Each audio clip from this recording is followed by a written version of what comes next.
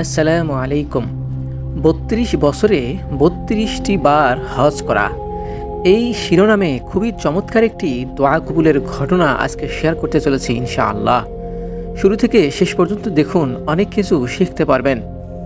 মিশর, ঘটনাটি এমন একজন মানুষের যিনি আজ থেকে ৩২ বছর আগে তার যৌবনকালে একবার হজ করে গেছিলেন।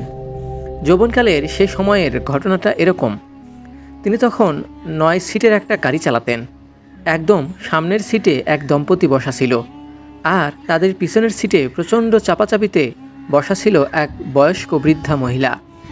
বয়সের ভারে তার শারীরিক অবস্থা এতটাই নাজুক ছিল যে সে ঠিকমতো বসে থাকতেও পারছিল না।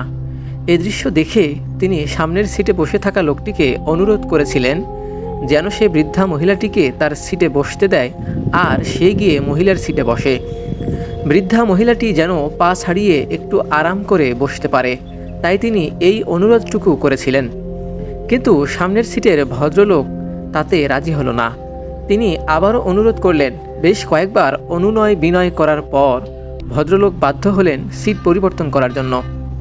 তিনি গিয়ে বসলেন পিছনের সিটে, আর বৃদ্ধা মহিলা গিয়ে একটু আরাম করে বসলো তার স্ত্রীর পাশে সামনের সিটে। যখন বৃদ্ধা মহিলা তার পা দুটি ছড়িয়ে আরাম করে বসতে পারল, তখন সে তার জন্য প্রাণ ভরে দোয়া করল। বৃদ্ধা মহিলা তার আঞ্চলিক ভাষায় যে দোয়াটি করেছিল তার অর্থ ছিল, আল্লাহ যেন তোমাকে প্রতি বছর হজ করায়। সুবহানাল্লাহ। তিনি আজ পর্যন্ত হজ করেই যাচ্ছেন তো করেই যাচ্ছেন। বৃদ্ধার দোয়া করার বছর থেকে শুরু হয়েছে, আজ অবধি চলছে। গত ৩২টা বছর, ৩২টা হজ। কখনো এমনও হয়েছে যে হজের মৌসুম শুরু হয়েছে কিন্তু তার হাতে প্রয়োজনীয় অর্থ নেই, এমনকি হজের নিয়ত নেই, কিন্তু কিভাবে যেন কোনো প্রস্তুতি ছাড়াই হজের বন্দোবস্ত হয়ে গেছে। বৃদ্ধার দোয়ার বরকত এখনও শেষ হয়ে যায়নি। এখানে শিক্ষণীয় বিষয়টা হলো, আমাদের প্রত্যেকেরই উচিত আল্লাহর সন্তুষ্টির জন্য বিশুদ্ধ নিয়তে সৎ আমল করা।